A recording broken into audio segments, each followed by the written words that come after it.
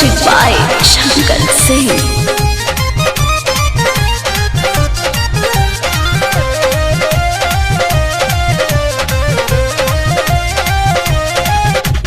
नैहर से बेसी पसंद बा ससुरवा मिलेला रोजे दुलार भरा पुरवा कतन बखान करी नैहर से बेसी पसंद बा ससुरवा मिलेला रोजे दुलार भरा पुरवा तो जैसे टिकावा ऊपर मांग टिकावा सोहेला जैसे टिकावा ऊपर मांग टिकावा सोहेला तो यो सही राजा जी के प्यार के तरीका सोहेला वो सही राजा जी के प्यार के तरीका सोहेला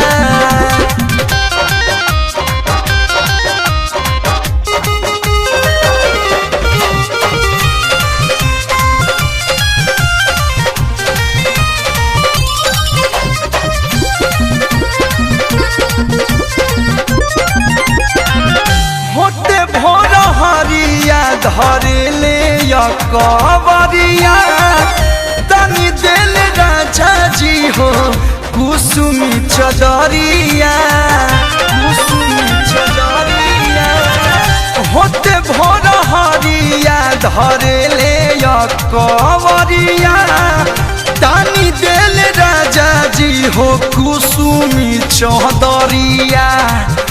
तो चुमा लेके गुड मॉर्निंग कहल प्रीतवा सोहेला तो चुमा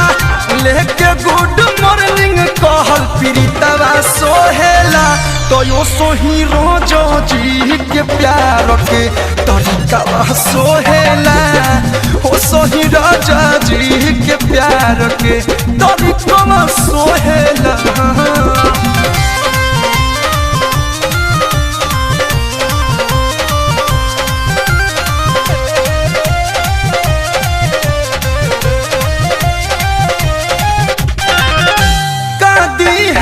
भर जमन सुख दी भातारू हो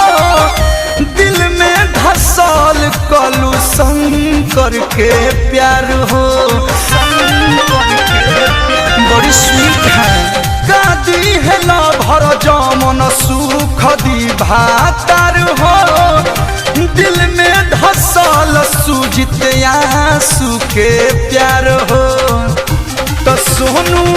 सरगम के प्यार वाला गीतवा सोहेला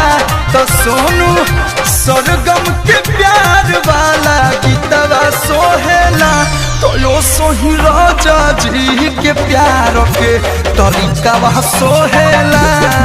ओ सोही राजा जी के प्यार के तरीका सोहेला।